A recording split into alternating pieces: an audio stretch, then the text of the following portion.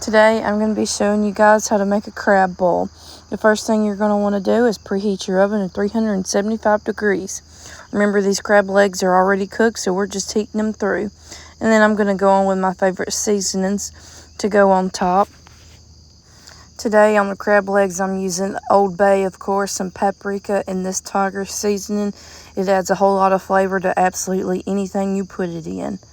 And then we're going to do just a little bit of chicken broth in the bottom of the pan. You don't have to do a whole lot, just a little bit to help it steam up those legs.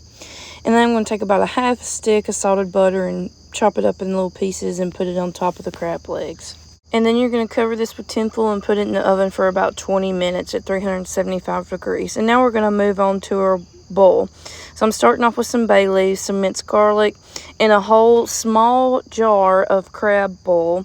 Liquid crab boil. And then I'm going to go on with this crab boil seasoning. I used the whole packet. And then I had about a half a jar Old Bay left. I used all of it. And then I'm going to go in with my baby red potatoes because these take the longest to cook. And remember, when you're doing these things, the more seasoning you have in your boiling water, the better it's going to be. There's a lot that goes into this. Now I'm squeezing in some lemon.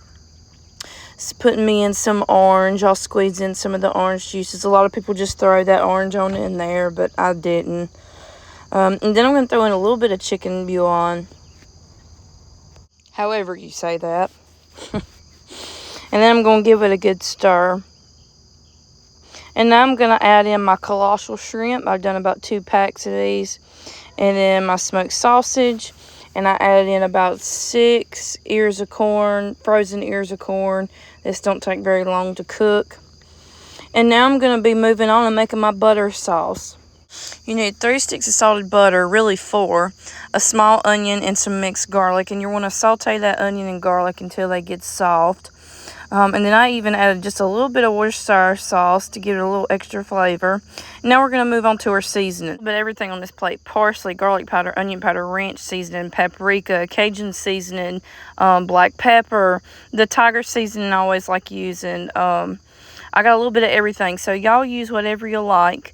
Just remember, we're going for a Cajun feel. And then I'm going to pour that sauce over the top of all of this, give it a little mix. Don't this look so good, y'all? Give it a try and subscribe to my channel. Thanks, guys.